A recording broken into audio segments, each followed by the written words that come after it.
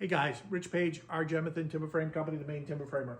I put together a video showing how to sharpen a circular saw blade with the Foley 310 sharpener, and I thought about it in maybe some of the sharpening that we do here at our shop might be out of some folks' wheelhouses, but it might be something you want to get into. So I wanted to take a couple minutes and go through basically a walkthrough of this machine in a little more detail. So let me grab the camera and move it around, and I'll talk with you as I'm going. So you'll get a better idea about this machine. If you have one, this is old hat. If you don't have one, it's something you want to think about. So right now I've removed the cutting blade off of the shaft here. What you'll notice here is that the shaft has a nice cover. It comes down, if you have your blade on there, it's got a nice little thumb screw down here that will hold in position. So if something crazy happens with your blade, it doesn't come shattering out, and you want to look at that. To loosen and tighten your blade, one of the things I want to point out in here is this is where you need one of those wicked thin wrenches. Let me show you the wrench. 3/4 inch wrench, but it's one of these wicked thin ones that you want to go in there. You'll end up holding on one side, and then you'll tighten the nut on the other side with a regular wrench. But just a thought that if you get something like this, you're going to need a thin wrench. Okay, so how this machine works, let me move this donut out of the way, is there's a couple adjustments here. I want to get underneath the machine.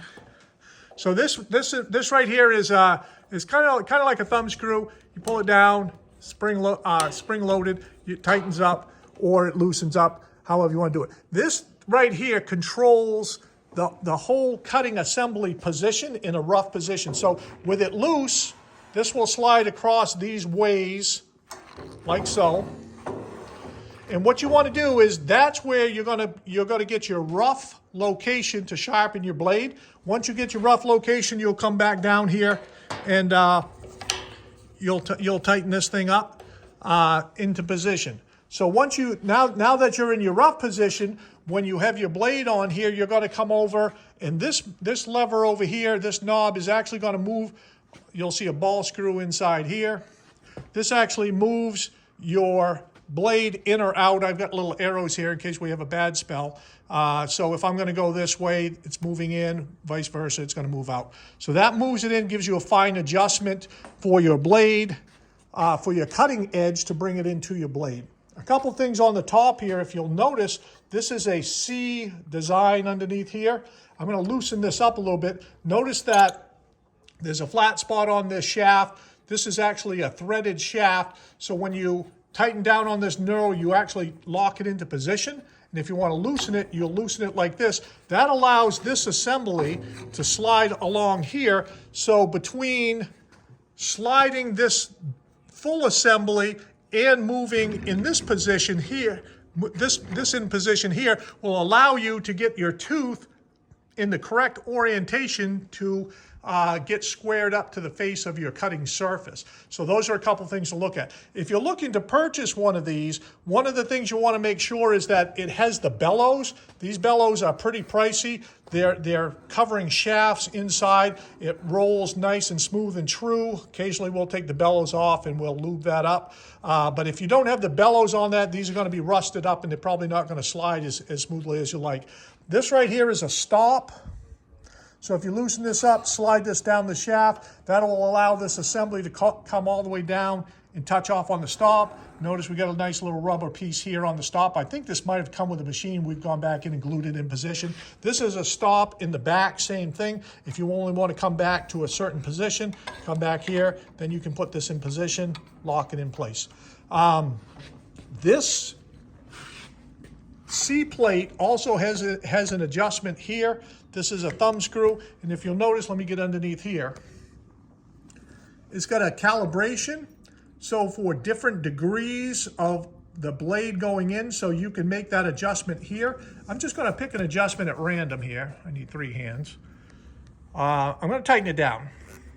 And okay, so now I've got this tightened down, but what you're going to see, if you were to come on top, tighten this position here, see how this can rock? We'll tighten that up. This will rock a little bit, but it's rocking on these shafts here. So what you've got to take up that rock are these thumb screws here and a set screw and a locking nut here that you will touch off down here to you put your angle in place, and then this will help level up your blade so that it's not pitching and yawing in any particular position. I guess that's what we've got. The angle of the head, this is the angle adjuster back here. So when you need to make an adjustment, if your blade, depending on what type of blade configuration you have, if it needs to be 5 degrees, 15 degrees, what you'll do is loosen this here and then adjust this assembly here. And just a word of caution is once you loosen this here, you want to have your hand over here holding this, because this will go right down and drop right off, because that's a heavy rig. So it almost needs 2 people, one to hold it in position, the other person to run the set screw, or you're going to be a little bit off on your angle. So just an FYI on that. I'm going to back up and give you a whole picture of what this looks like. This machine came with a base. And that's what the base looks like. Some of these machines have bases, some don't.